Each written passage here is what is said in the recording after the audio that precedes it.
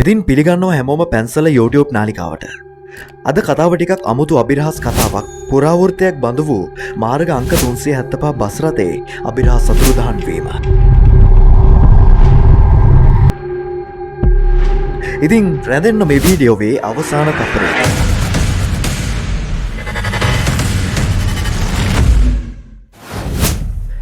චීන ජනප්‍රවාද කතා අතරට මෑතකදී එකතුණු මේ අමුතු කතාව ඔයාලා දැනගන්න ඕනේ.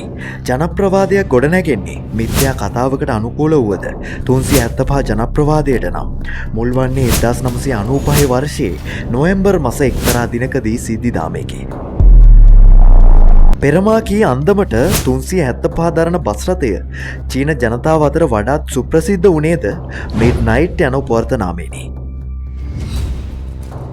මේ අභිරහස් සිදුවීම සිදුවන්නේ 1995 නොවැම්බර් 14 වන දින බෙන්ජි නගරයේ. බෙන්ජි නගරයේ යොආන් මෙන් යොආන් බස් පරියන්තේ හැම දවසකම මධ්‍යම රාත්‍රියේ ගමන් ආරම්භ කරන මාර්ග අංක 375 දරන බස් රථය තම ගමනාන්තයේ විදිහට එක්සිත් ෂාන් හෙවත් ෆොගට් හීල්ස් යන නැවතුමට ළඟාවීම සාමාන්‍ය සිදුවීමකි.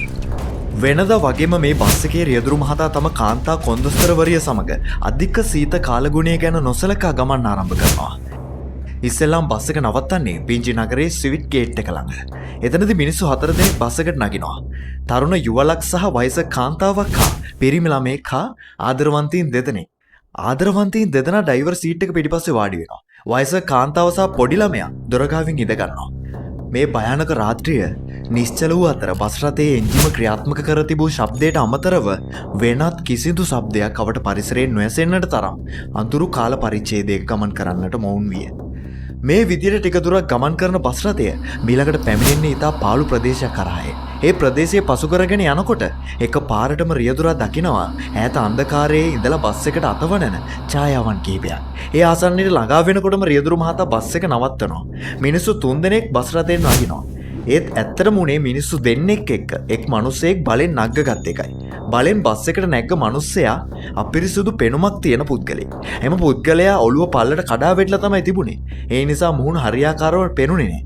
අනිත් මිනිස්සු දෙන්න සාමාන්‍ය සුදු මැලි මුහුණක් දෙකක් ඇති මිනිස්සු දෙන්නේ.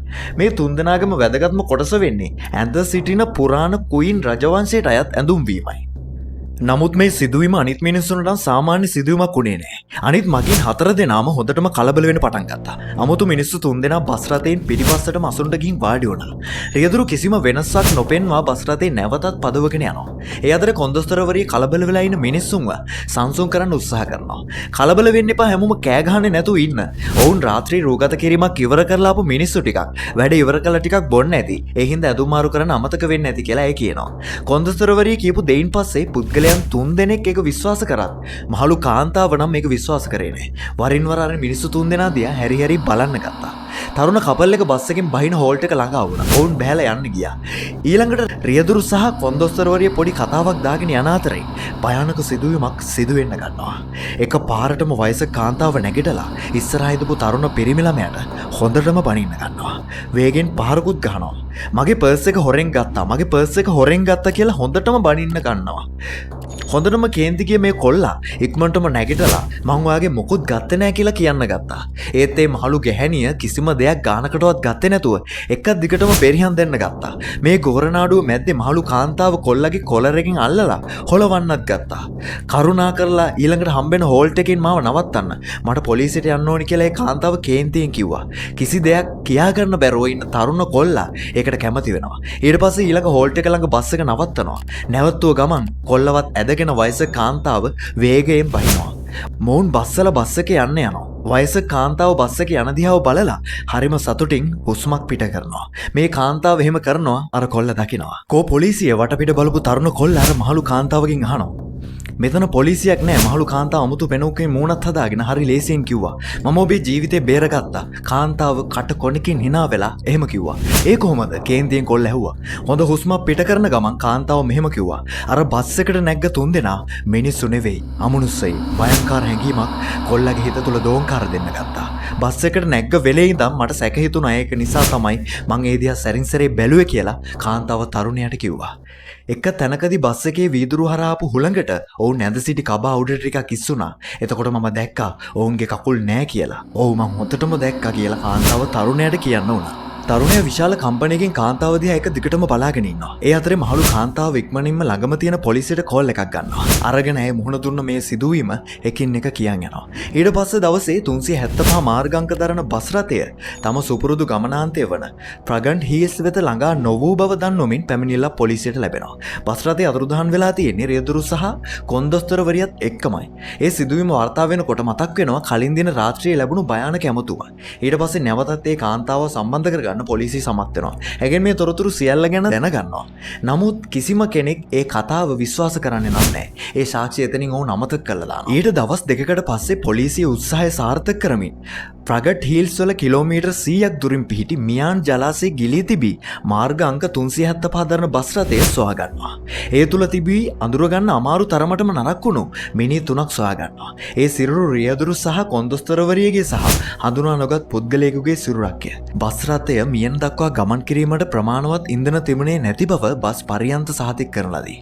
මේ ගමන ආරම්භලා තියෙන මාර්ගයේ අතරතුර කිසිම තැනක ඉන්ධන පිරවුම් හලක්ද නොමැතිවීමත් පුදුමයට කරුණක්.